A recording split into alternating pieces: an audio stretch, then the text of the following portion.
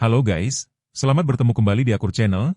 Kali ini Mimin akan menceritakan kelanjutan Donghua Nine Sons Martial Guide bagian ke-134. Namun tak bosan-bosannya Mimin ingin mengucapkan maaf yang sebesar-besarnya, dikarenakan untuk video dan alur cerita tidak sama, jadi untuk videonya, hanya sebagai bumbu pemanis saja ya guys. Baiklah, supaya tidak berbasa-basi lebih lama lagi, langsung aja kita terobos ke ceritanya. Pada episode sebelumnya, diceritakan kota Qingzhou dilanda ketegangan saat pasukan asing mengepung dan perpecahan muncul di dalam pihak manusia, dengan sebagian ingin mengorbankan Ye Yunfei demi keselamatan. Cui Tianguo menolak dan memilih bertahan, meski tekanan besar datang dari berbagai pihak. Saat situasi hampir runtuh, Ye Yunfei muncul dengan kekuatan luar biasa, membunuh para ahli yang mengkhianat dan menghancurkan pasukan musuh dalam waktu singkat. Ia mengubah jalannya pertempuran, memulihkan harapan, dan memaksa musuh melarikan diri. Setelah kemenangan mutlak, ia menegaskan kekuasaan, membersihkan ancaman internal, dan memimpin pasukan bersiap menuju pertempuran berikutnya. Suasana di dalam kediaman penguasa kota terasa padat oleh emosi yang bercampur, ketika sebuah seruan penuh kepuasan terdengar, diikuti oleh tuntutan agar keadilan ditegakkan bagi mereka yang merasa dirugikan.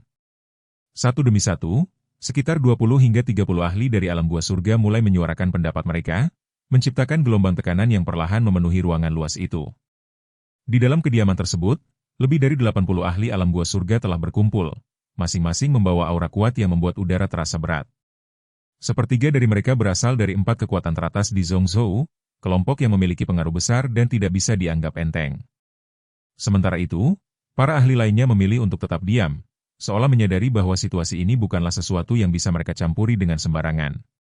Semua orang memahami bahwa dendam antara 4 kekuatan besar itu dengan Ye Yunfei telah berlangsung lama dan tidak sederhana.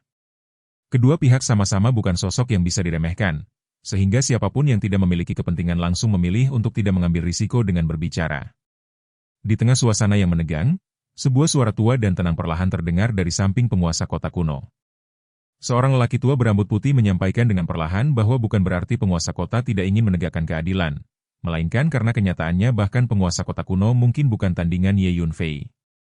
Ia mengingatkan bahwa di kota Qingzhou, Ye Yunfei telah membunuh 7 ahli tingkat ke-9 alam buah surga, yang masing-masing bahkan memiliki artefak magis tingkat tinggi. Kata-kata itu seperti palu yang menghantam kesadaran semua orang, membuat seluruh ruangan seketika terdiam. Kesadaran pahit itu menyebar cepat. Penguasa kota kuno memang seorang ahli tingkat ke-9, namun Ye Yunfei telah membuktikan bahwa ia mampu mengalahkan 7 orang dengan tingkat yang sama sekaligus. Namun, ketidakpuasan tetap membara. Seorang tetua dari keluarga Feng Yun menyuarakan keberatannya, merasa tidak rela jika mereka terus ditekan oleh seorang pemuda. Suasana kembali memanas ketika seorang tetua dari sekte Tianyan menambahkan bahwa jika keadaan ini dibiarkan, maka seluruh benua Tianshuan akan berada di bawah bayang-bayang Ye Yunfei. Bahkan beberapa orang telah mulai menyebutnya sebagai sosok nomor 1 di benua tersebut. Ketegangan itu tiba-tiba terputus ketika seorang ahli bela diri bergegas masuk dengan laporan mendesak. Ia menyampaikan bahwa Ye Yunfei telah terpilih sebagai panglima tertinggi garnisun kota Qingzhou dan saat ini sedang memimpin pasukan menuju kota Tianxiu. Berita itu mengejutkan semua orang, membuat ekspresi mereka berubah drastis. Penjelasan pun muncul bahwa tampaknya Ye Yunfei berniat memusnahkan pasukan alien di kota Tianxiu dalam satu serangan. Namun, reaksi keras segera muncul. Tetua keluarga Feng Yun dengan marah menegaskan bahwa penunjukan panglima tertinggi seharusnya merupakan keputusan markas besar tentara Tianshuan, bukan tindakan sepihak.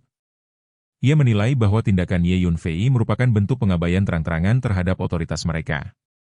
Tuduhan perebutan kekuasaan pun dilontarkan oleh seorang tetua dari sekte angin ilahi, membuat suasana semakin tegang. Melihat keadaan yang semakin memanas, penguasa kota kuno akhirnya berdiri.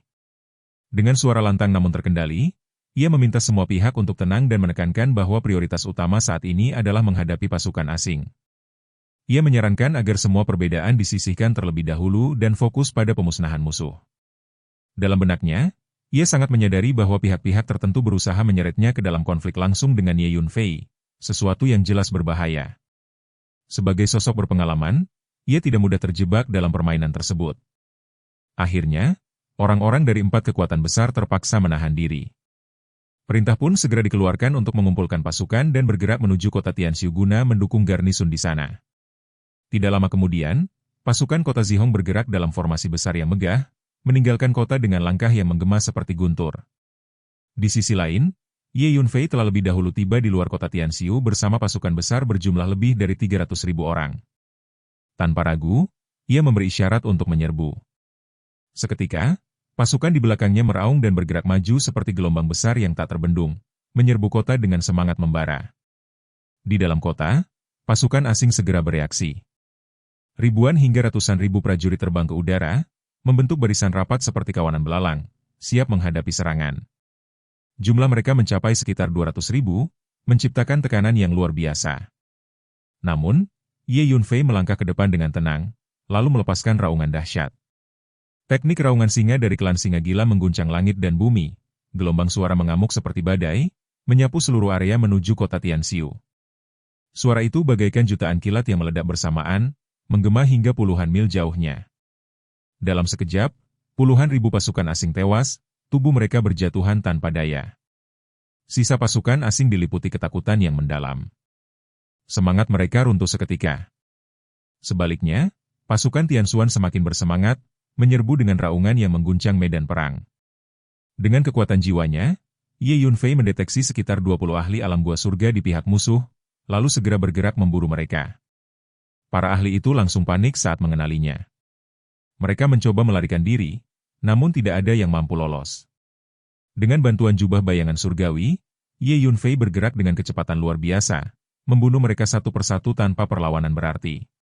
Dalam waktu singkat, seluruh ahli tersebut dimusnahkan. Setelah itu, Ye Yunfei berjalan santai di medan perang. Setiap serangan tangannya memusnahkan ratusan musuh. Dengan kekuatan fisik yang mencapai 70 juta jin, bahkan gerakan sederhana darinya sudah cukup untuk menciptakan kehancuran besar. Didukung oleh kekuatan Ye Yunfei, pasukan Tianxuan memperoleh keunggulan mutlak. Formasi pembunuh dari Akademi Penjaga juga menunjukkan kekuatan luar biasa, dengan sosok dewa pembantai yang membantai musuh tanpa ampun. Setelah setengah jam pertempuran, pasukan asing hampir sepenuhnya dimusnahkan. Kemenangan besar diraih. Sorak-sorai menggema ketika Cui Tianguo menyatakan kemenangan itu, menegaskan bahwa keberhasilan tersebut terutama berkat Ye Yunfei. Seluruh pasukan pun berseru memanggil namanya, penuh rasa hormat. Ketika Ye Yunfei mengangkat tangannya, seluruh pasukan langsung terdiam. Ia menanyakan kesiapan mereka, dan jawaban yang menggema menunjukkan semangat yang tak tergoyahkan. Ia pun menyatakan rencana untuk melanjutkan perang ke wilayah lain, memusnahkan semua penjajah dan merebut kembali tanah air. Semangat pasukan semakin membara. Setelah istirahat singkat, mereka kembali bergerak menuju wilayah timur. Sementara itu, 1 jam kemudian, penguasa kota kuno tiba di kota Tianxiu hanya untuk menemukan bahwa pertempuran telah usai. Ia memandang kehancuran di sekelilingnya dengan rasa terkejut sekaligus lega. Banyak orang memuji kecepatan dan kekuatan Ye Yunfei, menyadari bahwa ia telah menjadi harapan baru bagi benua Tianxuan. Berita kemenangan itu menyebar ke seluruh Zhongzhou, memicu kegembiraan di mana-mana. Pasukan asing yang sebelumnya menakutkan kini telah musnah, dan semua itu berkat Ye Yunfei. Di tengah sorak-sorai rakyat, namanya dielu-elukan sebagai penyelamat yang membawa harapan bagi seluruh benua. 2 hari kemudian, setelah perjalanan panjang yang penuh ketegangan, Ye Yunfei akhirnya tiba di wilayah timur dengan pasukan berjumlah 300.000 orang, barisan besar yang bergerak seperti arus tak terhentikan di bawah langit yang suram. Pada saat itu, sebagian besar wilayah di wilayah timur telah diduduki oleh pasukan asing, meninggalkan kehancuran dan bayang-bayang ketakutan di mana-mana. Aliansi Timur, dengan sisa pasukannya yang tersisa, terpaksa bersembunyi di berbagai tempat terpencil, bertahan dalam diam sambil terus melakukan perlawanan dengan tekad yang tidak padam. Setelah Ye Yunfei memimpin pasukannya memasuki wilayah timur, pergerakan mereka seperti badai yang menggulung segala sesuatu di jalurnya. Ia menaklukkan wilayah demi wilayah tanpa hambatan berarti. Momentum yang dibawanya begitu kuat hingga musuh tidak memiliki kesempatan untuk bernapas. Wilayah timur yang memang lemah membuat jumlah total pasukan asing yang menyerang hanya sekitar 300.000 orang, dengan 30 hingga 40 ahli di alam gua surga dunia lain sebagai kekuatan inti mereka. Namun, kekuatan seperti itu jelas tidak cukup untuk menghadapi sosok seperti Ye Yunfei. Dalam waktu beberapa hari saja, pasukan Ye Yunfei telah berhasil merebut kembali sebagian besar wilayah yang sebelumnya jatuh ke tangan musuh. Hari itu, suasana di garis depan dipenuhi aura pertempuran yang semakin memuncak. Cui Tianguo melangkah maju dan dengan penuh keseriusan melaporkan bahwa di depan terbentang kota Ziwei, tempat yang menjadi titik krusial. Ia telah mengirim orang untuk menyelidiki dan menemukan bahwa sekitar 180.000 pasukan asing berkumpul di sana, menjadikannya markas besar tentara asing di wilayah timur. Ia juga menyadari bahwa jika kota Ziwei berhasil dilenyapkan, maka seluruh wilayah timur pada dasarnya akan kembali ke tangan mereka. Di Cakrawala, sebuah kota besar tampak berdiri kokoh, diselimuti energi iblis yang menjulang tinggi ke langit, menciptakan suasana yang mencekam. Di belakang Ye Yunfei, kini berdiri pasukan berjumlah 400.000 orang. Aura mematikan mereka menyatu menjadi tekanan yang begitu besar hingga udara terasa berat. Sejak memasuki wilayah timur, banyak pendekar bela diri setempat yang datang untuk bergabung, dan Ye Yunfei tidak menolak satupun dari mereka, membuat kekuatan pasukannya semakin membesar. Dengan tenang, tanpa emosi berlebihan, Ye Yunfei mengisyaratkan perintah untuk menyerbu dan menghancurkan kota Ziwei hingga rata dengan tanah. Ia kemudian melangkah maju dengan tangan di belakang punggung, sikapnya santai namun membawa tekanan yang luar biasa. Cui Tianguo segera meneruskan perintah itu, memimpin pasukan besar dalam gelombang yang mengguncang bumi saat mereka bergerak maju. Kecepatan Ye Yunfei luar biasa. Dalam sekejap mata, ia telah tiba di depan kota Ziwei. Dari dalam kota, lebih dari selusin ahli alam gua surga segera melayang ke udara, aura mereka meledak saat bersiap menghadapi pertempuran. Di antara mereka, seorang anggota klan iblis kuno yang tinggi besar memimpin, seorang ahli tingkat ke-7 yang memancarkan tekanan kuat. Tak lama kemudian, gelombang pasukan asing menyerbu keluar kota dengan teriakan yang menggema. Namun, Ye Yunfei hanya mengangkat tangannya. Tangan kanannya mengembang dengan cepat, berubah menjadi lengan naga raksasa sepanjang lebih dari 50 meter, dipenuhi kekuatan fisik yang mengerikan. Dalam sekejap, 7 atau 8 ahli dari alam lain bersama lebih dari 10.000 pasukan asing hancur berkeping-keping, berubah menjadi kabut darah yang menyelimuti udara. Tanpa berhenti, Ye Yunfei melesat ke tengah barisan musuh.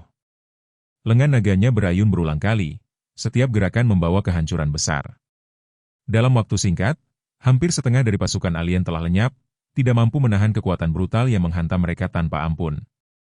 Di belakangnya, pasukan Tianxuan tiba dengan semangat membara, menyerbu ke medan perang yang telah dipenuhi kehancuran. Hasil pertempuran itu sebenarnya sudah dapat dipastikan sejak awal. Dalam waktu yang bahkan tidak sepanjang satu batang dupa terbakar, semuanya berakhir. Sebagian besar pasukan asing dimusnahkan, hanya menyisakan segelintir yang berhasil melarikan diri dengan ketakutan. Setelah kemenangan itu, Ye Yunfei memerintahkan agar pasukan untuk sementara menetap di kota Ziwei, memberi waktu bagi semua orang untuk beristirahat dan memulihkan diri.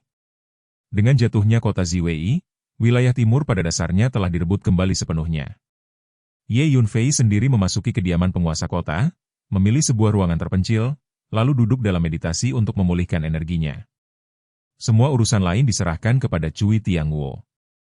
Tak lama kemudian, Cui Tianguo datang melapor bahwa sekelompok besar pasukan Changban telah tiba di luar kota, meminta audiensi.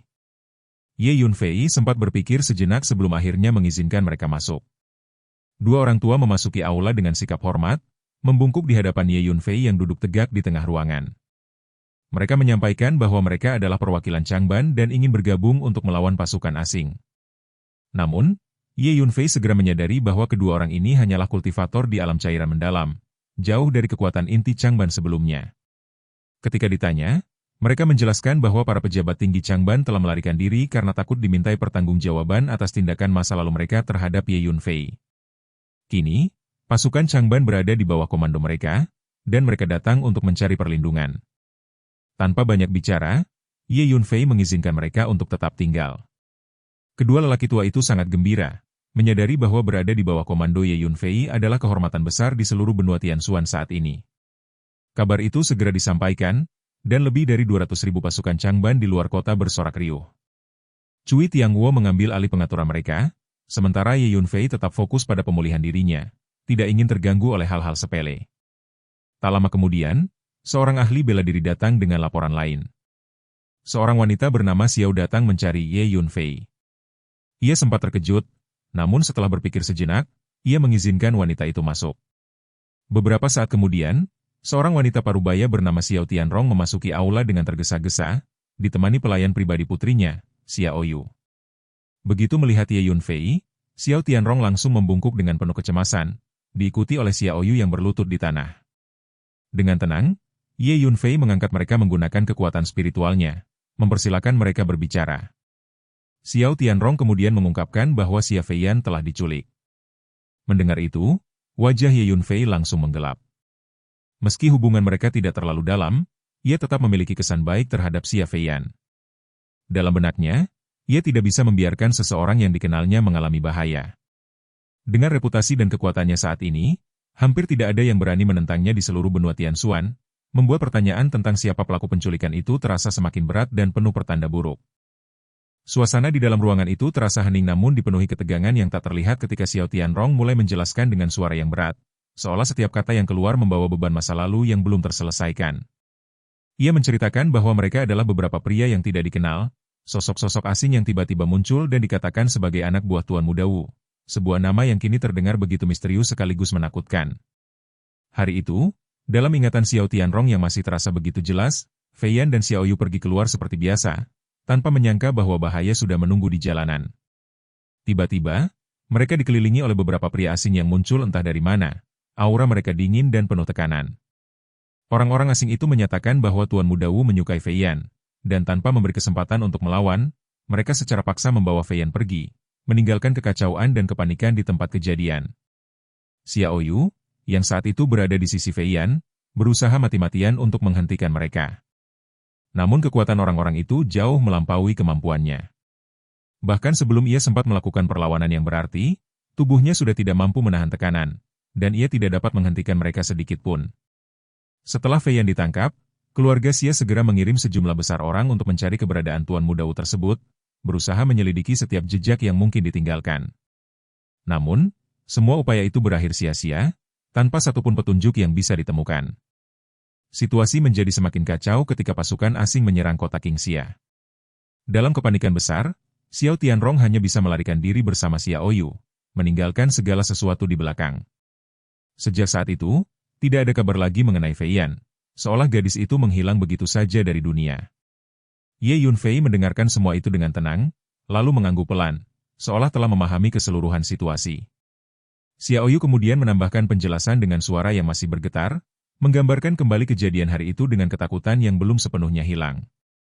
Ia mengingat bagaimana orang-orang asing itu menyatakan bahwa mereka ingin membawa nona muda itu untuk dijadikan selir Tuan Muda Wu. Ia dan Fei Yan telah berusaha melawan dengan sekuat tenaga, namun kekuatan lawan terlalu besar. Bahkan sebelum ia bisa melakukan satu gerakan pun, kesadarannya sudah terputus, dan ketika ia bangun kembali, Fei Yan telah dibawa pergi. Dengan mata yang dipenuhi kecemasan, Xiao Yu memohon agar Ye Yunfei menyelamatkan Fei Yan, dan dalam emosinya yang memuncak, ia mengungkapkan sesuatu yang selama ini tersembunyi, bahwa Fei Yan sangat menyukai Ye Yunfei. Kata-kata itu membuat Ye Yunfei sedikit terkejut, sebuah reaksi yang jarang terlihat dari dirinya. Xiao Tianrong kemudian menguatkan pernyataan itu dengan nada yang penuh kelelahan. Ia mengingat bagaimana sejak bertemu dengan Ye Yunfei, Fei Yan selalu memikirkan pemuda itu. Ia bahkan membawa barang-barang dari kamar Fei Yan sebelum melarikan diri, dan ketika cincin spasialnya disentuh, setumpuk kertas Xuan muncul, dipenuhi potret Ye Yunfei yang tampak hidup, bersama namanya yang ditulis berulang kali. Selain itu, terdapat pula berbagai sulaman dengan gambar dan nama yang sama, bukti perasaan yang dalam dan tulus. Namun, di tengah semua itu, Xiao Tianrong menyadari kenyataan pahit. Ia mengakui bahwa dengan kekuatan dan status Ye Yunfei saat ini, Fei Yan mungkin tidak lagi layak baginya. Ia bahkan menyebut bahwa hanya Nona Su Qingluo dari keluarga Su di Zhongzhou yang benar-benar pantas untuk Ye Yunfei. Meski demikian, ia tetap memohon agar Ye Yunfei bersedia membantu, setidaknya demi perasaan Fei Yan. Ye Yunfei, setelah mendengar semua itu, akhirnya mengangguk dan menyatakan bahwa ia akan menemukan cara untuk menyelamatkan Fei Yan. Dalam kehidupan barunya, hanya Su Qingluo yang benar-benar ia akui sebagai pasangan, dan ia memahami bahwa ia mungkin tidak akan menerima Fei Yan. Namun, ia tetap mengingat kebaikan yang pernah ada. Bagi siapapun, diingat oleh seorang kaisar langit adalah sesuatu yang luar biasa. Kemudian, pikirannya beralih pada satu hal lain. Ia menanyakan keberadaan Xia Tiancheng, ayah Fei Yan dan suami Xiao Tianrong. Wajah Xiao Tianrong langsung berubah penuh amarah ketika nama itu disebut. Ia menjelaskan bahwa Xia Tiancheng melarikan diri bersama Zhuo Tianli begitu mendengar kabar serangan pasukan asing, meninggalkan dirinya dan Xiao Yu tanpa perlindungan. Saat itu, ia akhirnya benar-benar memahami sifat asli pria tersebut. Setelah berpikir sejenak, Ye Yunfei memutuskan untuk mengirim seseorang yang akan mengawal Xiao Tianrong dan Xiao Yu menuju Akademi Penjaga Dataran Tengah, tempat yang lebih aman bagi mereka di tengah kekacauan perang. Xiao Tianrong sempat ragu, mengingat wilayah timur tampaknya telah aman setelah pasukan asing berhasil dipukul mundur. Namun Ye Yunfei dengan tegas menyatakan bahwa kekalahan pasukan asing hanyalah sementara, dan mereka pasti akan kembali. Ia memahami bahwa ras iblis kuno tidak akan menyerah begitu saja. Gelombang kedua kemungkinan besar akan datang, dan jika bukan karena batasan aturan dunia, mereka bahkan bisa menghancurkan seluruh benua Tianxuan dengan kekuatan yang jauh lebih besar. Mendengar itu, Xiao Tianrong dan Xiao Yu tidak bisa menyembunyikan keterkejutan mereka. Akhirnya, setelah diyakinkan, Xiao Tianrong setuju untuk pergi ke Zhongzhou. Ye Yunfei segera mengirim 6 ahli alam gua surga untuk mengawal mereka. Sebelum berpisah, Xiao Tianrong kembali memohon agar Fei Yan diselamatkan, dan Ye Yunfei hanya mengangguk dengan tenang, menyatakan bahwa ia akan melakukan yang terbaik. Setelah itu, Ye Yunfei kembali memimpin pasukannya menyapu seluruh wilayah timur. Dalam beberapa hari, pasukan asing sepenuhnya dimusnahkan, dan wilayah timur resmi pulih. Seluruh wilayah dipenuhi sorak-sorai, suasana seperti festival besar menyelimuti setiap sudut. Nama Komandan Ye menggema di mana-mana, dielu-elukan sebagai simbol kemenangan dan harapan. Di tengah suasana itu, Cui Tiangwo datang membawa kabar bahwa penguasa kota Gu telah memimpin pasukan besar untuk merebut kembali hutan belantara utara. Ye Yunfei pun memutuskan langkah berikutnya, mengarahkan pandangannya ke Xinjiang Selatan. Ia memerintahkan seluruh pasukan untuk beristirahat selama sehari sebelum kembali bergerak, sekaligus memastikan bahwa semua rampasan perang dibagikan sebagai sumber daya pelatihan. Namun, pikirannya belum sepenuhnya tenang. Ia kembali menanyakan hasil penyelidikan tentang Tuan Muda Wu dan keberadaan Xia Feiyan. Cui Tiangwo menjelaskan bahwa meskipun banyak tim telah dikirim, identitas Tuan Muda Wu masih belum ditemukan. Namun ada satu hal yang terungkap, lebih dari selusin wanita cantik di wilayah timur telah diculik oleh anak buahnya, menunjukkan bahwa ini bukan kejadian tunggal. Mendengar itu, tatapan Ye Yunfei menjadi dingin. Ia memerintahkan agar penyelidikan dilanjutkan tanpa memedulikan biaya atau tenaga yang dibutuhkan.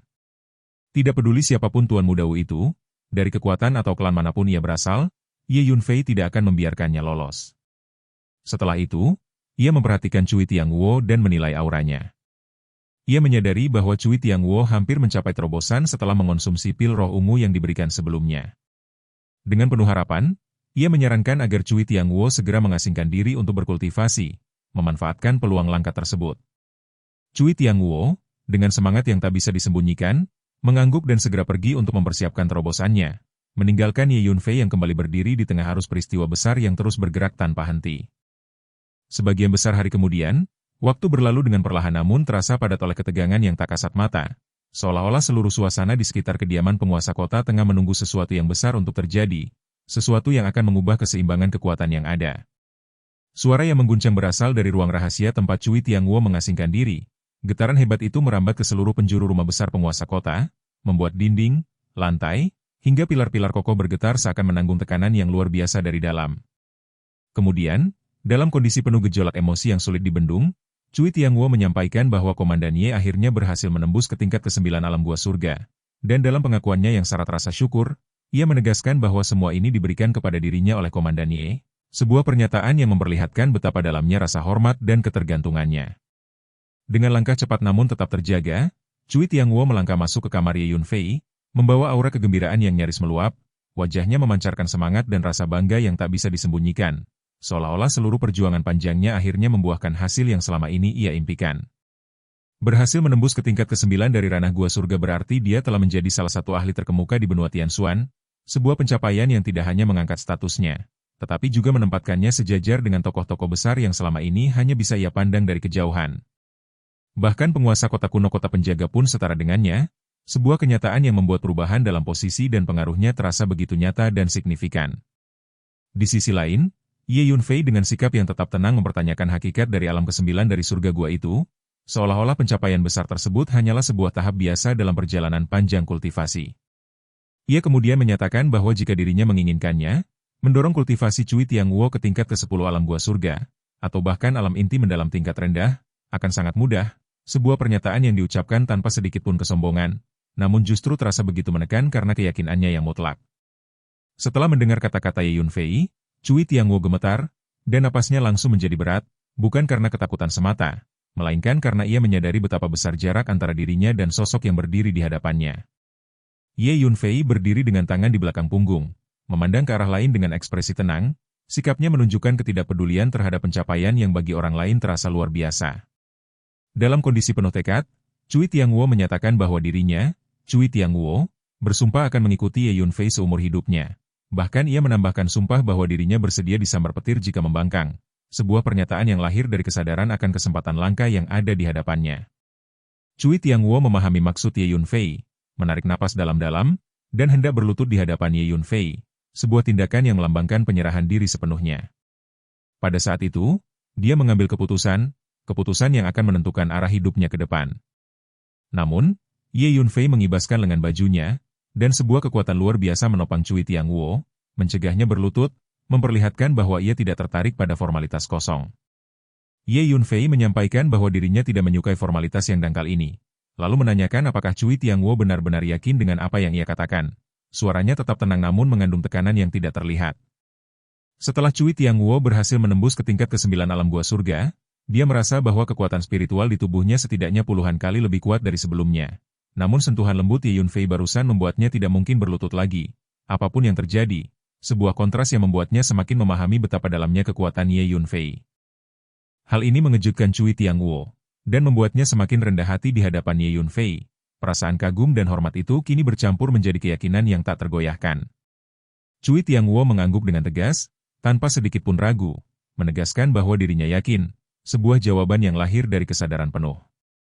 Ye Yunfei kemudian menyatakan agar ia mengingat kata-katanya, serta memperingatkan bahwa jika ia membangkang di masa depan, dirinya tidak hanya akan menghukumnya dengan petir, tetapi juga dapat dengan mudah memenggal kepalanya, sebuah ancaman yang disampaikan dengan nada ringan namun syarat kekuatan. Cui Tianguo menjawab dengan hormat bahwa dirinya mengerti, menunjukkan penerimaan sepenuhnya terhadap konsekuensi tersebut. Ye Yunfei kemudian memberikan sebuah pil berharga, menyatakan bahwa pil tersebut akan memungkinkan tingkat kekuatan spiritual Cui Tianguo untuk diperkuat dengan cepat, sekaligus menasihatinya agar lebih sering terlibat dalam pertempuran untuk mendapatkan lebih banyak pengalaman dan meningkatkan keterampilannya. Ia juga menambahkan bahwa selama Cui Tianguo berlatih dan mengumpulkan cukup pengalaman, dirinya bisa membantunya mencapai alam ke-10 surga gua hanya dalam waktu 3 bulan hingga maksimal 6 bulan, sebuah janji yang terdengar luar biasa.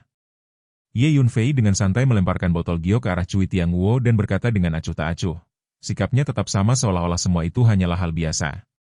Di dalam pikirannya, Ye Yunfei memahami bahwa begitu perang ini benar-benar berakhir, kemungkinan besar ia harus meninggalkan benua Tianxuan, meninggalkan segala yang telah ia bangun. Namun, keluarga dan sekte mereka akan tetap berada di benua Tianxuan, sebuah kenyataan yang membuatnya harus mempersiapkan perlindungan bagi mereka. Oleh karena itu, Ye Yunfei berencana untuk membina beberapa orang kepercayaan yang cakap untuk melindungi keluarga dan sektenya setelah kepergiannya, sebuah rencana yang matang dan penuh perhitungan. Sejak awal, Cui Tianguo memberikan kesan yang baik pada Ye Yunfei, dan inilah juga alasan mengapa Ye Yunfei berniat melatihnya. Sekalipun seseorang itu tidak berguna, Ye Yunfei, sebagai Kaisar Langit, memiliki cara untuk melatihnya menjadi seorang ahli. Terlebih lagi Cui Tianguo pada awalnya adalah seorang ahli veteran. Cui Tianguo menerima botol giok itu dengan penuh rasa syukur, kegembiraannya tak terlukiskan dengan kata-kata, lalu membungkuk dengan hormat sebagai bentuk terima kasih atas bimbingan yang luar biasa tersebut. Selanjutnya, Ye Yunfei memberikan sebuah formasi pertempuran yang disebut formasi pertempuran logam geng harimau putih, dan memerintahkan Cui Tianguo untuk memilih puluhan ribu bawahan dalam unit 10.000 untuk berlatih formasi tersebut. Ia juga mengingatkan agar memilih orang-orang yang loyal untuk dilatih menjadi bawahan di masa depan, menunjukkan pentingnya kesetiaan dalam kekuatan militer. Dengan satu gerakan ringan, selembar kertas giok mendarat di depan Cui Tianguo. Meskipun formasi ini tidak sekuat formasi pembantaian, formasi ini tetap memiliki daya bunuh yang besar, bahkan jauh lebih kuat daripada formasi iblis kuno. Cui Tianguo menerima gulungan giok itu dengan penuh hormat, menyadari bahwa formasi pertempuran adalah sesuatu yang sangat langka di benua Tianxuan. Setelah itu, Ye Yunfei memerintahkan untuk segera mengumpulkan pasukan dan berangkat ke Xinjiang Selatan, dan Cui Tianguo menjawab dengan penuh kepatuhan. Beberapa saat kemudian, Ye Yunfei memimpin pasukan berjumlah 600.000 orang dalam pawai besar menuju perbatasan selatan, sebuah pergerakan besar yang mengguncang keseimbangan kekuatan. Wilayah perbatasan selatan saat itu telah sepenuhnya jatuh ke tangan tentara asing, dengan jumlah sekitar 300.000 orang, termasuk 50 atau 60 ahli di alam gua surga. Namun kekuatan tersebut tidak cukup untuk menghentikan pasukan yang dipimpin oleh Ye Yunfei. Dalam waktu 3 hari, seluruh perbatasan selatan berhasil direbut kembali. Pasukan asing yang mendengar kedatangan Ye Yunfei diliputi ketakutan, bahkan hampir setengah dari mereka melarikan diri ke Laut Barat. Akibatnya, perlawanan yang dihadapi sangat minim, dan banyak yang menjadi sasaran pembantaian sepihak. Dalam pertempuran, anggota ras iblis kuno mencoba membentuk formasi pertempuran. Namun Cui Tianguo memimpin pasukan membentuk formasi Genjin Harimau Putih dan menghancurkan mereka dengan mudah. Ye Yunfei sendiri hampir tidak perlu turun tangan, hanya berperan sebagai pendukung. 3 hari kemudian, tidak ada satupun pasukan asing yang tersisa di Xinjiang Selatan. Seluruh wilayah dipenuhi kegembiraan, orang-orang bernyanyi dan menari, dan kabar tersebut menyebar ke seluruh benua Tianxuan, membangkitkan harapan yang telah lama hilang. Seluruh benua tenggelam dalam kebahagiaan, dan rasa tertindas yang sebelumnya menyelimuti kini telah sirna. Di hutan belantara utara, di dalam markas besar tentara Tianxuan, para pemimpin berkumpul di aula besar. Penguasa kota kuno menghela napas panjang, menyadari bahwa keberhasilan Ye Yunfei tidak dapat dibandingkan dengan usaha mereka yang masih terjebak dalam kebuntuan. Para anggota lainnya juga mengungkapkan kekaguman, meskipun di dalam hati mereka terselip perasaan tidak nyaman karena tersaingi oleh seorang junior. Seorang lelaki tua menghela napas, menyadari bahwa generasi baru telah melampaui mereka. Namun, para ahli dari 4 kekuatan besar tetap diam dengan wajah muram, karena kebangkitan Ye Yunfei adalah sesuatu yang tidak mereka inginkan. Pada saat itu, seorang prajurit berzirah masuk dan melaporkan bahwa pasukan alien dari Gurun Utara telah berkumpul hampir 400.000 orang dan bersiap untuk pertempuran terakhir. Penguasa kota segera memberikan perintah agar semua bersiap menghadapi pertempuran penentu, dan seluruh aula bangkit, dipenuhi tekad untuk meraih kemenangan. Xinjiang Selatan, kota Tianhai, sebuah wilayah yang kini dipenuhi suasana tegang namun teratur, di mana pasukan besar berkumpul dan para praktisi bela diri dari berbagai penjuru datang silih berganti, membawa harapan, ambisi, serta ketakutan yang tersimpan jauh di dalam hati mereka.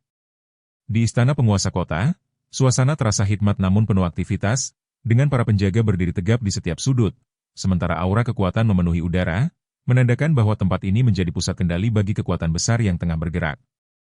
Cui Tianguo melapor pada Ye Yunfei bahwa sejumlah besar ahli bela diri dari perbatasan selatan telah meminta untuk bergabung dengan pasukan mereka, dan laporan itu disampaikan dengan sikap hormat, memperlihatkan kedisiplinan seorang bawahan yang telah sepenuhnya menerima posisinya. Ye Yunfei berpikir sejenak lalu menyatakan bahwa mereka hanya menerima praktisi bela diri dengan tingkatan alam kondensasi atau lebih tinggi, sementara mereka yang kekuatannya di bawah alam kondensasi diminta untuk kembali, sebuah keputusan yang menunjukkan bahwa ia kini lebih mementingkan kualitas daripada jumlah. Ye Yunfei sekarang memimpin pasukan sebanyak 600.000 orang, yang jumlahnya sudah cukup, dan karena itu ia mulai mengejar keunggulan, bukan kuantitas, sebuah pendekatan yang mencerminkan pemahamannya terhadap strategi perang tingkat tinggi. Cui Tianguo mengangguk, memahami sepenuhnya maksud dari keputusan tersebut, lalu segera melaksanakan seleksi dengan ketat, memastikan bahwa hanya mereka yang benar-benar layak yang akan bertahan. Akhirnya, setelah seleksi Cui Tianguo, hanya puluhan ribu pendekar bela diri dari perbatasan selatan yang memenuhi persyaratan dan menjadi anggota pasukan Ye Yunfei, sebuah angka yang jauh lebih kecil dibandingkan jumlah awal, namun jauh lebih berkualitas. Ye Yunfei kemudian menyampaikan perintah untuk mengambil cuti sehari, memberikan waktu bagi pasukan untuk beristirahat dan mempersiapkan diri, sebelum sehari kemudian mereka akan berangkat ke Nishihara, sebuah wilayah yang menjadi tujuan berikutnya dalam perjalanan mereka. Cui Tianguo menjawab dengan penuh kepatuhan, menunjukkan bahwa setiap perintah Ye Yunfei akan dijalankan tanpa keraguan. Di hadapan pasukan Tianxuan, dia adalah seorang wakil komandan yang angkuh dan perkasa, sosok yang disegani dan ditakuti. Namun di hadapan Ye Yunfei, dia sangat rendah hati, seperti seorang pelayan tua yang setia, sebuah kontras yang memperlihatkan betapa besar pengaruh Ye Yunfei terhadap dirinya. Sehari kemudian, waktu yang dinantikan itu tiba, dan Ye Yunfei memimpin pasukannya menuju dataran barat. Pergerakan besar itu berlangsung dengan teratur, barisan demi barisan bergerak seperti gelombang yang tak terhentikan, membawa semangat dan tekad yang sama.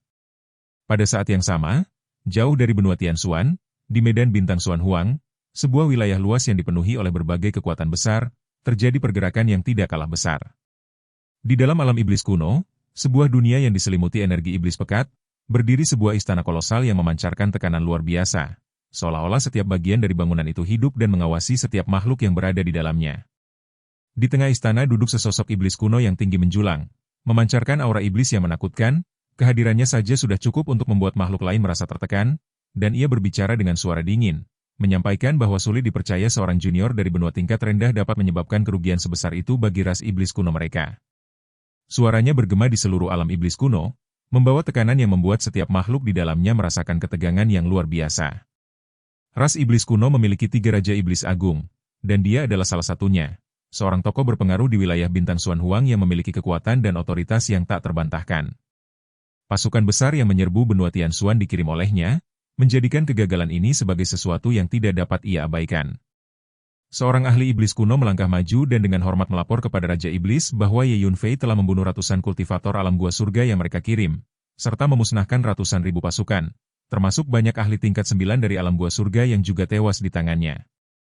Pakar iblis kuno itu kemudian meminta instruksi lebih lanjut, menunggu keputusan dari sosok yang berdiri di puncak kekuasaan tersebut. Raja Iblis berpikir sejenak, lalu menyatakan bahwa selama periode ini ras iblis kuno telah menderita kerugian yang cukup besar untuk menghadapi Ye Yunfei, dan karena itu mereka akan mencoba pendekatan yang berbeda.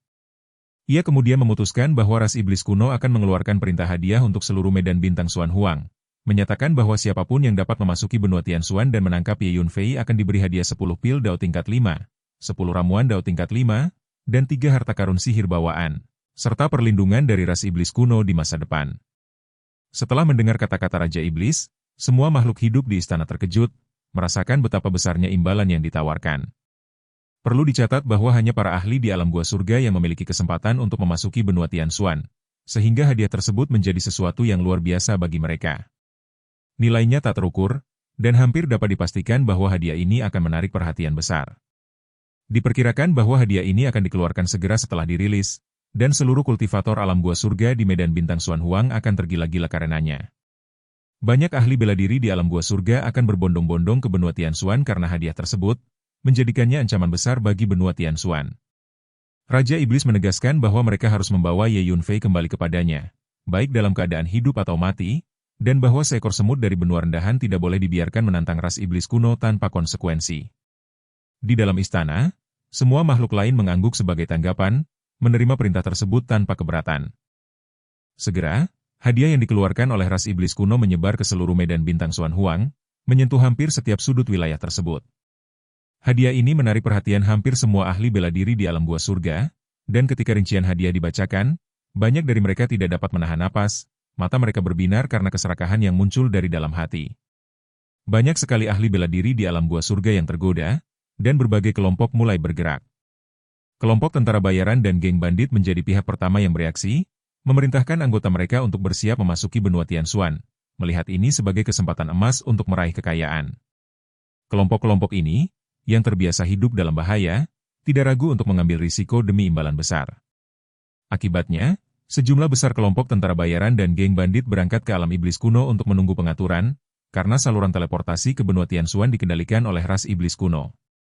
Pada saat yang sama, selain kelompok-kelompok tersebut, banyak seniman bela diri lain di alam gua surga juga memutuskan untuk menuju alam iblis kuno, tertarik oleh imbalan yang terlalu besar untuk diabaikan.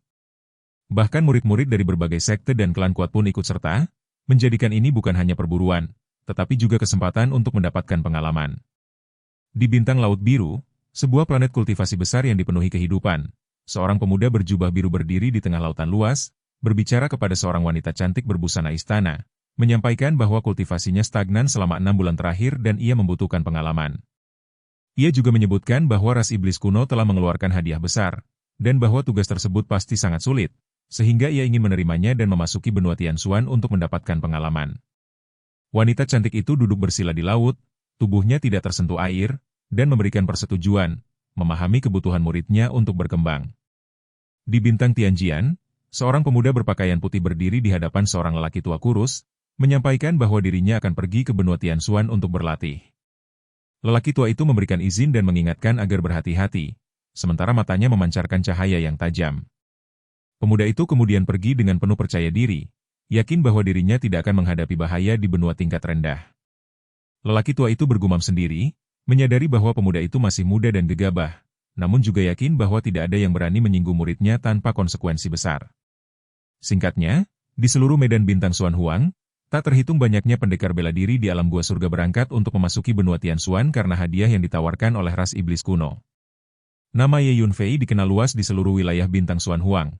Dan meskipun ia belum meninggalkan benua Tianxuan, namanya telah menimbulkan kehebohan besar, menarik perhatian banyak pihak, dan perlahan-lahan mengubah arah pergerakan kekuatan di seluruh wilayah tersebut. Saat ini, suasana di benua Tianxuan, tepatnya di wilayah Siuan, dipenuhi oleh ketegangan yang telah berubah menjadi gelombang kekuatan yang tak terbendung, seolah-olah seluruh daratan itu tengah menyaksikan pergeseran besar dalam sejarahnya. Ye Yunfei telah memimpin pasukan berjumlah 600.000 orang ke dataran barat, Sebuah pergerakan besar yang menyapu wilayah tersebut dengan disiplin dan kekuatan yang luar biasa, di mana setiap langkah pasukan membawa tekanan yang membuat tanah seakan ikut bergetar. Di dataran barat, Ye Yunfei melambaikan tangannya dan mengucapkan satu kata membunuh. Sebuah perintah singkat namun syarat makna yang langsung menggugah semangat seluruh pasukan di belakangnya. Di belakang mereka, 600.000 pasukan berteriak serempak, mengulang seruan membunuh dengan penuh semangat. Suara itu menggema luas, dipenuhi tekad dan keberanian yang menyatu menjadi satu gelombang yang tak terhentikan. Raungan dahsyat itu seolah mampu menjungkir balikan dunia, dan niat membunuh yang melambung tinggi mencapai langit, membentuk tekanan yang membuat siapapun yang mendengarnya akan merasakan gentar dari lubuk hati terdalam. Pasukan yang berjumlah 600.000 orang itu menerjang maju seperti arus deras yang bergulir melintasi tanah Siwan. Barisan mereka teratur namun penuh kekuatan, seperti gelombang yang tak pernah berhenti.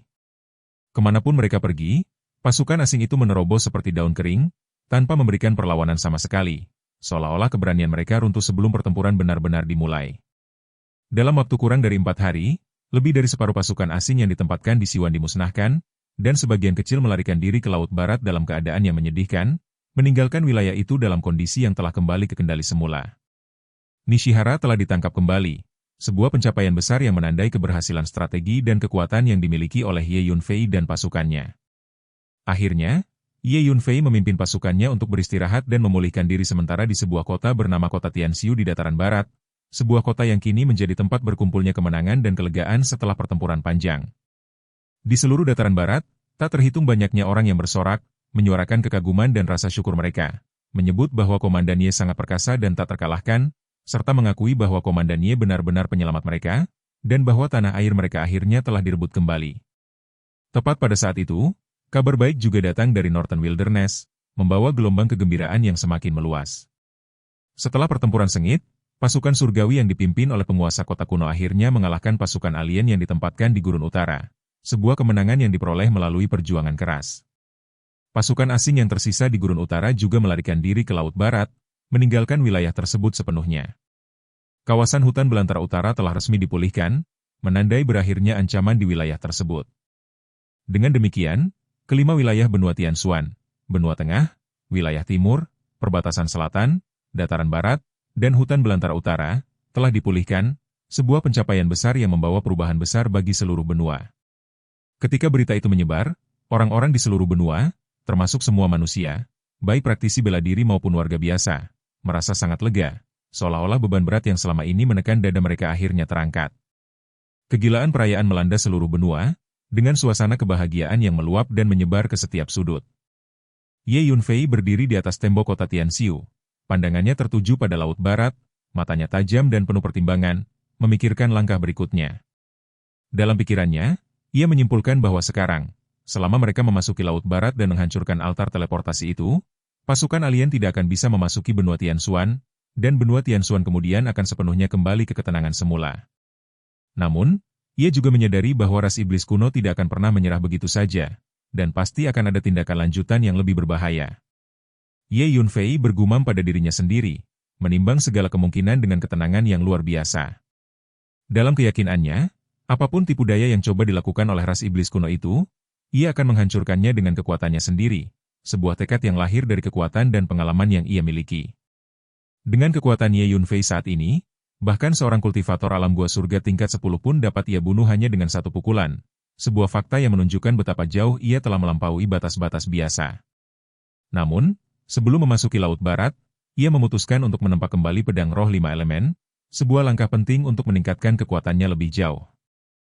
Dengan lambaian tangannya, Ye Yunfei mengirimkan lebih dari 100 harta sihir tingkat Hong yang melayang di depannya, memancarkan cahaya yang menyilaukan, masing-masing membawa aura kekuatan yang tidak bisa diremehkan.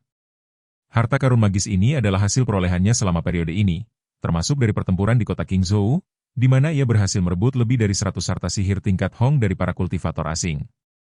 Kemudian, ia memperoleh lebih banyak lagi, hingga kini totalnya mencapai lebih dari 160 harta sihir tingkat Hong, dengan hampir 30 artefak perunggu berkualitas tinggi di antaranya. Ye Yunfei menentukan pilihannya, memilih sekitar 40 barang dan menyimpannya untuk diwariskan kepada keluarga Ye, sekte Tianyuan, dan tokoh penting lainnya. Sementara itu, lebih dari 120 harta sihir tingkat Hong yang tersisa akan digunakan untuk menempa pedang roh 5 elemen. Ia memahami bahwa hanya dengan menggunakan lebih dari 100 harta sihir tingkat Hong untuk menempa pedang roh 5 elemen, kekuatan formasi pedang pembantai abadi 5 elemen dapat dikeluarkan dengan lebih baik. Formasi ini merupakan teknik rahasia dari Istana Pedang Abadi, dan dikenal sebagai salah satu yang terkuat di 3000 dunia.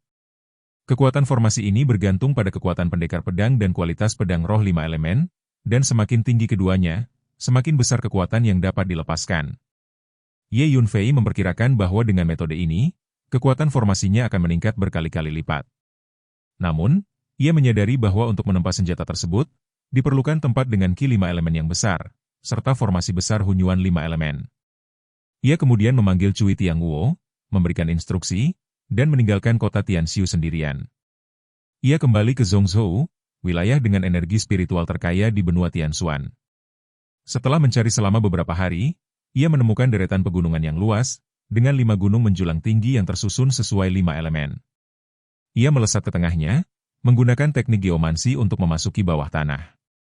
Di sana, ia menemukan energi 5 elemen yang melimpah, dan menyadari bahwa tempat ini sangat cocok.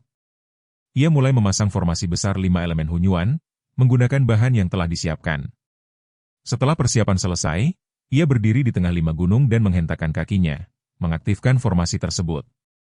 Formasi besar telah selesai. Ia mengeluarkan kuali besar dan mulai memurnikan pedang, menggunakan api bumi dan api neraka 3 gagak yang saling melengkapi antara yin dan yang.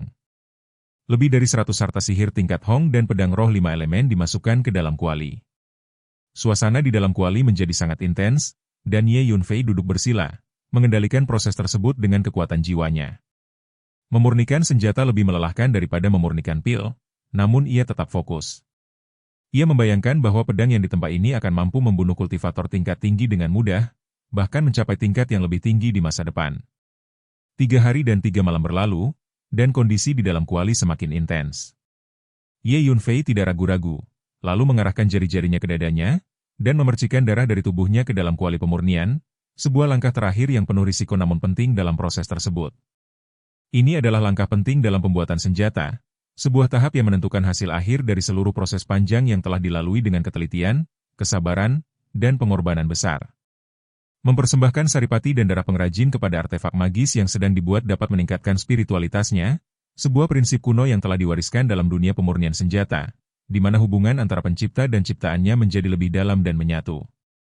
Hal ini dapat berfungsi sebagai sentuhan akhir, membuat senjata sihir menjadi lebih ampuh, seolah-olah memberikan kehidupan pada benda mati, menjadikannya lebih dari sekadar alat, melainkan perpanjangan dari kehendak pemiliknya. Memercikan, proses itu berlangsung perlahan namun pasti. Saat semakin banyak darah esens yang jatuh ke dalam kuali pemurnian, wajah Ye Yunfei mulai sedikit pucat, tanda bahwa ia tengah mengorbankan sebagian dari vitalitasnya demi kesempurnaan hasil yang diinginkan. Akhirnya, setelah beberapa saat yang terasa panjang dan penuh tekanan, Ye Yunfei berteriak pelan dalam nada yang menandakan keberhasilan bahwa pedangnya sudah selesai. Sebuah momen yang menjadi puncak dari seluruh usaha yang telah ia curahkan. Kuali pemurnian setinggi 3 meter itu hancur berkeping-keping, pecahannya tersebar ke segala arah, menandakan bahwa proses telah mencapai tahap akhir yang tak dapat dihentikan lagi. Kelima pedang spiritual itu berubah menjadi 5 cahaya pedang yang menyilaukan, melesat ke langit dan menembus awan, meninggalkan jejak cahaya yang mempesona di angkasa luas. Kelima pedang spiritual itu terus terbang semakin tinggi, membesar seiring pergerakannya, dan dalam sekejap mata, mereka berubah menjadi 5 pedang raksasa yang mendominasi langit dengan kehadiran mereka yang luar biasa. Akhirnya, kelima pedang raksasa itu melayang dan berputar di langit pada ketinggian 10.000 meter, bergerak dengan pola yang teratur namun penuh kekuatan, seolah-olah menjaga keseimbangan antara langit dan bumi. 5 pedang spiritual melesat dengan kecepatan tinggi di langit, seperti 5 naga raksasa, membelah lautan awan yang tebal menjadi beberapa bagian, menciptakan pemandangan yang luar biasa dan sulit dipercaya oleh mata manusia biasa. Keributan yang ditimbulkan oleh kelima pedang raksasa ini sungguh terlalu besar, hingga getarannya terasa di berbagai penjuru benua. Di seluruh benua Tianshuan, tak terhitung banyaknya orang yang mendongak dengan takjub, menatap 5 naga cahaya yang terbang dan berputar-putar di kedalaman langit, puluhan ribu meter di atas permukaan tanah, hati mereka dipenuhi rasa kagum yang mendalam. Banyak orang memandang fenomena tersebut dengan penuh keterkejutan, saling bertanya dalam hati mengenai apa sebenarnya yang mereka lihat, apakah itu benar-benar 5 naga raksasa yang legendaris, atau sesuatu yang bahkan lebih luar biasa. Sebagian dari mereka meyakini bahwa pasti ada 5 naga raksasa, menganggapnya sebagai tanda keajaiban, sebagai pertanda bahwa sesuatu yang besar sedang terjadi. Bagi sebagian lainnya, pemandangan itu dianggap sebagai kemunculan 5 naga suci di benua Tianshuan, sebuah simbol keberuntungan dan kemakmuran yang akan membawa era baru yang berkembang bagi seluruh benua.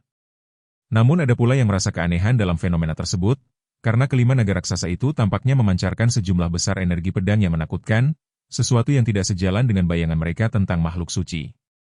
Banyak sekali orang yang menatap kelima naga cahaya yang mempesona di langit, membicarakannya dengan penuh kekaguman. Perasaan mereka bercampur antara takjub, harapan, dan sedikit ketakutan. Di suatu lokasi di benua Tianshuan, seorang pendeta Taois berjubah kekuningan tiba-tiba muncul dari kedalaman tanah, mendongak ke langit, dan menunjukkan ekspresi terkejut yang jarang terlihat di wajahnya yang biasanya tenang. Pendeta Taois ini tak lain adalah Guru Dadi, sosok yang memiliki pengetahuan luas dan pengalaman mendalam dalam berbagai hal. Setelah mengamati sejenak, Taois Dadi menyadari bahwa apa yang tampak seperti lima naga bercahaya di langit sebenarnya adalah lima pedang panjang yang sedang mengalami transformasi, sebuah penemuan yang membuatnya semakin terkesima. Ia menganggap sulit dipercaya bahwa benua tingkat rendah seperti benua Tianshuan memiliki ahli penyempurna senjata yang begitu terampil, seseorang yang mampu menciptakan fenomena sebesar ini. Dengan rasa penasaran yang semakin besar, ia memutuskan untuk memeriksa lebih lanjut, memperkirakan bahwa pembuat senjata itu seharusnya berada di Zhongzhou berdasarkan posisi kelima pedang panjang tersebut. Setelah mengamati sejenak, Taois Dadi melayang ke langit dan menuju ke Zhongzhou, pergerakannya cepat dan penuh tujuan. Sementara itu, Ye Yunfei merasakan aura kelima pedang spiritual itu dan memperlihatkan senyum puas, menilai bahwa kekuatan yang dihasilkan bahkan lebih besar dari yang ia duga sebelumnya. Kemudian, Ye Yunfei melambaikan tangannya dengan lembut, dan pada ketinggian 10.000 meter, kelima pedang spiritual itu segera berbalik dan melesat turun, menembus langit dengan kecepatan yang luar biasa. Kecepatan kelima pedang spiritual itu terlalu cepat, hingga dalam sekejap mereka telah mendarat di samping Ye Yunfei dan kembali ke ukuran normalnya. Lima pedang spiritual melayang di sekitar Ye Yunfei. Aura pedang mereka sangat dingin, memancarkan tekanan yang membuat lingkungan di sekitarnya berubah drastis. Dalam radius 10 mil dari Ye Yunfei, semua pohon, bunga, rumput, dan bebatuan yang tidak mampu menahan energi pedang dari pedang roh lima elemen hancur dan berubah menjadi abu, meninggalkan area yang tandus dan sunyi. Jika melihat sekeliling, area dalam radius 10 mil benar-benar tandus, seolah-olah kehidupan telah dihapus dari tempat tersebut. Ye Yunfei berbicara perlahan dalam nada yang menunjukkan keyakinan bahwa kelima pedang panjang ini dapat membunuh kultivator manapun di alam gua surga, sebuah penilaian yang didasarkan pada pengalamannya sendiri. Kemudian, Ye Yunfei melambaikan tangannya dan menyimpan kelima pedang panjang itu, mengakhiri tahap tersebut dengan tenang. Pada saat yang sama, di dasar laut-laut barat, sebuah suasana yang sama sekali berbeda tengah berlangsung. Di dalam istana bawah laut yang luas, di tengah ruangannya terdapat sebuah altar teleportasi kuno yang memancarkan aura misterius. Area di sekitar altar dipenuhi dengan setan-setan kuno, yang berdiri dengan penuh kewaspadaan, menunggu sesuatu yang akan segera terjadi. Sesosok iblis kuno setinggi 7 meter berdiri di barisan paling depan, menyampaikan dengan penuh semangat bahwa bala bantuan mereka akan segera tiba. Suaranya mencerminkan antusiasme dan keyakinan. Anggota klan iblis kuno ini adalah seorang ahli dari alam ke-8 gua surga, sosok yang memiliki kekuatan besar. Tak lama kemudian, altar mulai bergetar hebat, menarik perhatian semua iblis kuno yang langsung menatapnya dengan saksama. Beberapa saat kemudian, sebuah saluran teleportasi spasial yang gelap dan penuh bayangan tiba-tiba muncul di altar teleportasi, menciptakan jalur penghubung antar dunia.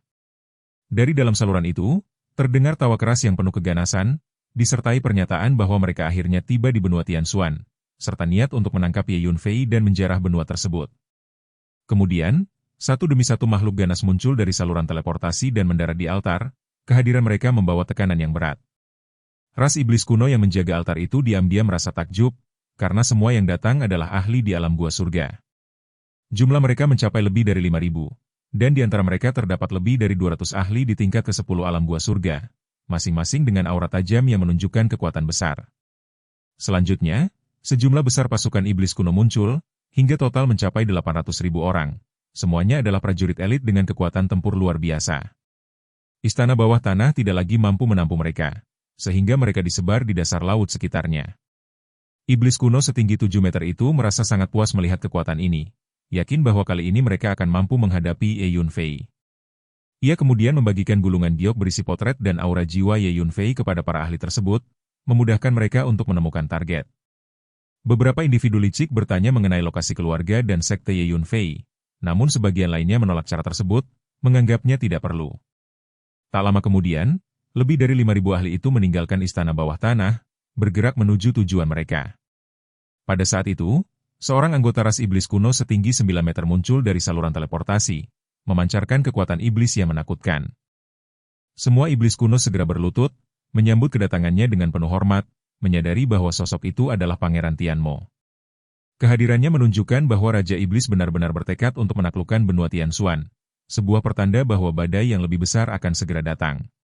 Pangeran Tianmo berasal dari keluarga bangsawan, sebagai putra dari salah satu dari 3 Raja Iblis Agung dari ras Iblis kuno, Raja Iblis Aoyue, sebuah latar belakang yang menjadikannya sosok dengan status tinggi sekaligus membawa beban harapan besar yang tak terlihat. Meskipun Raja Iblis Bulan memiliki puluhan putra, sebuah jumlah yang menunjukkan kekuatan dan garis keturunan yang luas, namun di antara semua itu, Pangeran Tianmo ini tak diragukan lagi adalah salah satu putra yang paling dicintai, seorang pewaris yang menonjol baik dari segi bakat maupun posisi di hati sang ayah. Dalam suasana yang dipenuhi aura iblis yang pekat, Pangeran Tianmo berdiri di atas altar, perlahan mengamati ras iblis kuno yang mengelilinginya, tatapannya tajam dan penuh keyakinan, seolah-olah ia sedang menilai setiap individu yang akan menjadi bagian dari ambisinya. Ia menyampaikan bahwa kali ini mereka harus membantunya dengan baik dalam menaklukkan benua Tianxuan dan mencapai hasil yang dapat mereka tunjukkan kepada ayahnya, sebuah dorongan yang tidak hanya berbentuk perintah, tetapi juga janji akan penghargaan di masa depan. Ia juga menegaskan bahwa setelah kembali ke rumah, setiap orang dari mereka akan mendapatkan imbalan yang berlimpah, sebuah janji yang segera membakar semangat para iblis kuno yang hadir. Di samping altar, semua iblis kuno berlutut dan meraung serempak, menyatakan bahwa mereka pasti akan melakukan yang terbaik untuk membantu Pangeran Tianmo dan menaklukkan benua Tianxuan bersama-sama. Suara mereka bergema, penuh dengan kesetiaan dan ambisi yang sama. Seorang ahli iblis kuno yang perkasa, tubuhnya sekekar menara besi, maju dan menyampaikan dengan tegas bahwa mereka harus segera mengumpulkan pasukan dan berbaris menuju benua Tianxuan, memperlihatkan semangat tempur yang membara. Namun, Pangeran Tianmo menolak dengan tenang, ia justru memilih untuk menikmati permainan berburu terlebih dahulu. Sebuah pendekatan yang memperlihatkan kepercayaan dirinya terhadap rencana yang telah ia siapkan. Ia menjelaskan bahwa kali ini ras iblis kuno telah menawarkan hadiah besar, menarik begitu banyak kultivator dari alam buah surga ke benua Tianxuan, sehingga mereka akan menangani Ye Yunfei tanpa perlu ras iblis kuno bertindak langsung. Dalam pemikirannya, begitu mereka berhasil menangkap Ye Yunfei, maka menaklukkan benua Tianxuan akan menjadi hal yang mudah, sebuah strategi yang memanfaatkan kekuatan pihak lain. Pangeran Tianmo mencibir, ekspresinya penuh keyakinan.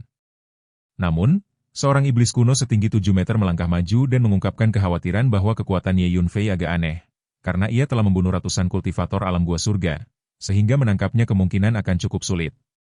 Pangeran Tianmo menanggapi dengan tenang, menyatakan bahwa jika mereka mengetahui siapa saja yang akan datang kali ini, maka kekhawatiran itu tidak akan ada. Ia mulai menyebutkan nama-nama besar, seperti geng Serigala Hitam, Perkumpulan Bunga Putih, 13 bandit elang langit, 5 bintang eksentrik dari iblis duniawi, dan setiap nama yang disebutkan membuat ekspresi para ahli iblis kuno berubah.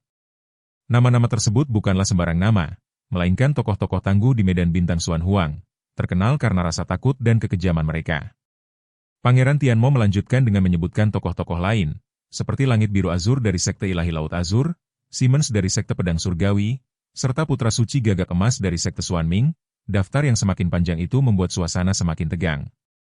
Di sekeliling altar, para ahli iblis kuno mendengar nama-nama tersebut dengan perasaan yang tidak dapat disembunyikan.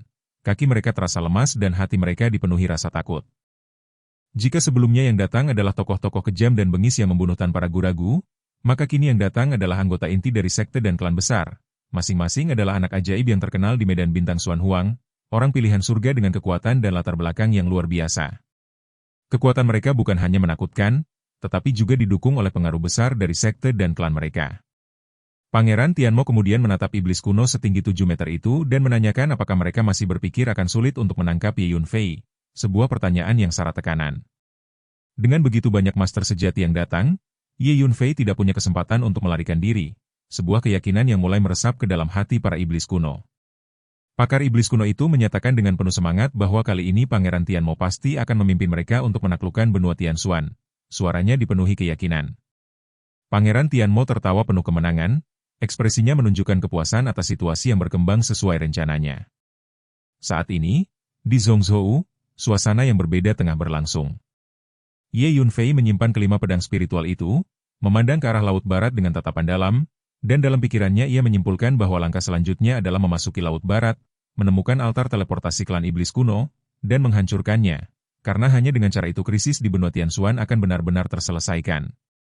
Tepat pada saat itu, tatapan Ye Yunfei tiba-tiba beralih ke kejauhan, merasakan sesuatu yang mendekat dengan cepat. Seorang pendeta Taois, bagaikan pelangi panjang, terbang turun dari langit dan mendarat di depan Ye Yunfei. Kehadirannya membawa aura yang tidak biasa. Dia adalah guru Taois Dadi, sosok yang sebelumnya telah mengamati fenomena pedang di langit. Dengan ekspresi terkejut, Taois Dadi memandang Ye Yunfei, menyadari bahwa ia baru saja memurnikan senjata, serta menanyakan apakah kelima pedang roh itu adalah miliknya, sebuah pertanyaan yang muncul dari keterkejutan mendalam. Ia bahkan memandang Ye Yunfei seolah-olah melihat sesuatu yang tidak masuk akal, seakan-akan Ye Yunfei adalah makhluk yang sulit dipahami. Ye Yunfei hanya tersenyum tipis, tidak setuju maupun tidak membantah, sikapnya tetap tenang dan tidak terpengaruh. Master Dadi tidak mendesak lebih lanjut, tetapi menghela napas, menyadari bahwa pemuda di hadapannya benar-benar sulit ditebak. Namun, ia kemudian menyampaikan bahwa ia baru saja mendengar beberapa berita yang menyangkut Ye Yunfei dan mungkin akan menarik baginya. Ketika Ye Yunfei menanyakan berita tersebut, Taois Dadi menjelaskan bahwa ras iblis kuno telah mengeluarkan hadiah untuk seluruh medan bintang Xuan Huang, di mana siapapun yang dapat menangkap atau membunuh Ye Yunfei akan menerima hadiah besar yang dapat membuat semua kultivator alam gua surga menjadi gila. Ia juga menambahkan bahwa sekarang sejumlah besar ahli bela diri di alam gua surga sedang bergegas ke benua Tianxuan untuk menghadapinya. Mendengar hal itu, wajah Ye Yunfei menjadi gelap, dan dalam nada dingin ia menyatakan bahwa siapapun yang berani macam-macam dengannya akan mati. Sebuah pernyataan yang penuh keyakinan dan tanpa keraguan. Namun, Taois Dadi mengingatkan bahwa meskipun kekuatan Ye Yunfei tidak buruk, jumlah lawan terlalu banyak, dan bahkan banyak anggota inti dari sekte dan klan besar telah datang. Ia menjelaskan bahwa sekte dan klan besar di medan bintang Xuan Huang tidak dapat dibandingkan dengan yang ada di benua Tianxuan, dan para murid inti itu adalah anak ajaib sejati yang telah mempersiapkan diri dengan matang. Ia mengakui bahwa mereka sangat sulit untuk dihadapi, dan bahkan menyatakan kekhawatirannya terhadap keselamatan Ye Yunfei. Sebagai solusi, ia menawarkan untuk membawa Ye Yunfei pergi secara diam-diam dari benua Tianxuan dan memasuki wilayah bintang Xuan Huang, menyarankan agar ia bersembunyi di tempat terpencil untuk sementara waktu. Namun, Ye Yunfei mencibir dan menolak, menyatakan bahwa mereka hanyalah sekelompok orang tak penting yang tidak layak membuatnya bersembunyi, menunjukkan kepercayaan dirinya yang luar biasa. Pendeta Taois itu terdiam, tidak melanjutkan kata-katanya. Ia kemudian mengajukan permintaan lain, meminta Ye Yunfei untuk membantunya memurnikan pil pengumpul yuan dan peningkatan yang terlebih dahulu, karena jika Ye Yunfei mati, ia tidak tahu di mana harus menemukan alkemis kelas 9 untuk membantunya. Ye Yunfei hanya tersenyum tipis dan menyatakan bahwa dirinya tidak akan mati, sebuah jawaban yang sederhana namun penuh keyakinan. Begitu ia selesai berbicara, Ye Yunfei sudah melayang ke langit, bergerak tanpa ragu menuju tujuannya. Di belakangnya, Taois Dadi mencoba memanggilnya, meminta agar ia membantu memurnikan pil terlebih dahulu dan bertanya kemana ia akan pergi dengan tergesa-gesa. Dari kejauhan, suara Ye Yunfei terdengar, menyatakan bahwa ia akan membunuh seseorang, sebuah jawaban singkat yang menunjukkan niatnya. Kemudian, sosok Ye Yunfei menghilang di cakrawala. Master Dadi hanya bisa menggelengkan kepala tanpa daya, berharap bahwa pemuda arogan itu akan selamat. Ia memahami bahwa meskipun ada beberapa alkemis tingkat 9 di medan bintang Xuan Huang, mereka semua memiliki status tinggi, dan hanya tokoh besar yang dapat meminta bantuan mereka. Karena itu, ia hanya bisa mengandalkan Ye Yunfei. Pada saat ini, sejumlah besar ahli asing dari alam gua surga tiba-tiba muncul di benua Tianxuan, masing-masing memiliki kekuatan besar dan sifat yang kejam serta cepat membunuh. Di markas besar sekte Tianyi di wilayah timur, para pemimpin sekte baru saja kembali untuk memulai pembangunan kembali setelah kekalahan pasukan alien. Namun, 5 pria bertubuh kekar datang dari kejauhan, membawa pedang terbang dan mendarat di atas markas. Gelombang energi spiritual turun, membanjiri semua orang di sekte Tianyi dan membuat mereka tidak berdaya. Salah satu pria itu mengeluarkan tawa yang menyeramkan, memandang sekte tersebut sebagai sesuatu yang kecil dan lemah, lalu menuntut seluruh kekayaan dan para wanita muda yang cantik. Seorang tetua sekte Tianyi mencoba bertanya dengan tenang, namun pria itu menganggapnya sebagai tindakan berani dari makhluk lemah, lalu dengan satu gerakan menghancurkannya menjadi debu. Pria itu kemudian melanjutkan dengan pembantaian, menghunus pedang besarnya dan menyerang tanpa ampun. Energi pedang menyapu dari langit, dan teriakan memenuhi markas sekte Tianyi. Dalam waktu singkat, sekte Tianyi telah sepenuhnya musnah, tidak meninggalkan apapun selain kehancuran. Pria bertubuh kekar itu tertawa, memperkenalkan diri sebagai bagian dari 5 bintang eksentrik para iblis bumi, lalu setelah menggeledah markas, mereka pergi begitu saja. Kejadian yang sama terus terjadi di berbagai wilayah seperti Xinjiang Selatan, Xinjiang Barat, dan Xinjiang Utara, membawa kehancuran yang meluas dan menandakan bahwa badai besar benar-benar telah dimulai. Dan, adegan ini pun mengakhiri pertemuan kita kali ini. Terima kasih kepada semua yang telah menyimak dari awal sampai akhir video ini. Dan juga Mimin ingin mengucapkan terima kasih yang sebesar-besarnya kepada semua yang sudah subscribe Akur Channel. Semoga semuanya dimudahkan rezekinya, dan dilancarkan segala urusannya, juga disehatkan selalu setiap saat, dan terhindar dari segala penyakit. Amin.